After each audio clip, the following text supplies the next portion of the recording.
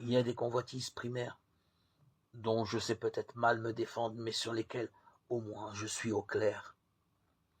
Le commandement de Dieu pose pour moi-même un problème plus personnel. La limite entre la convoitise et la légitime ambition.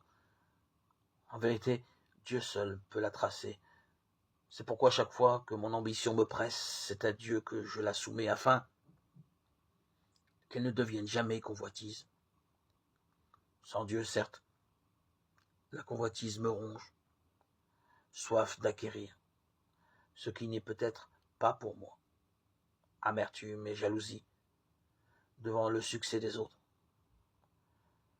Le rapport entre ma valeur et ma situation. Devant Dieu, je demande le pain quotidien, et si je n'ai rien d'autre, je m'en contenterai, sachant que telle est bien la volonté de Dieu. Devant Dieu, si je n'ai reçu qu'un talent, je m'occuperai de faire valoir ce talent sans regarder à ceux qui en ont davantage. Devant Dieu, je prends conscience de la valeur de ma vie, je cherche à la remplir et non plus à la dépasser.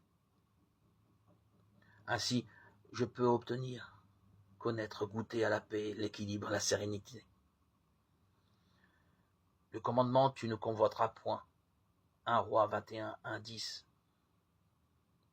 me permet de trouver cette plénitude dont tout homme a besoin, toute âme aspire.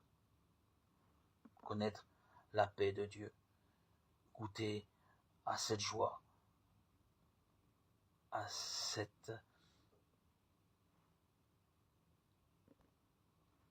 plénitude.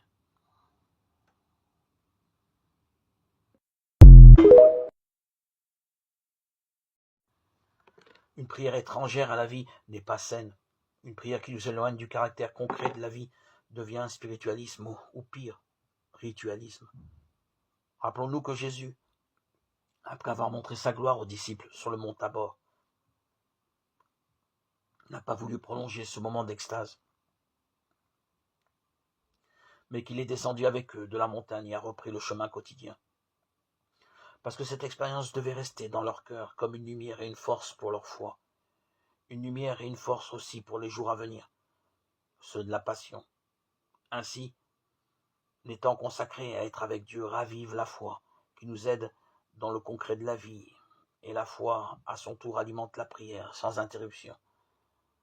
Dans cette circularité entre la foi, la vie et la prière, le feu de l'amour chrétien que Dieu attend de nous reste allumé.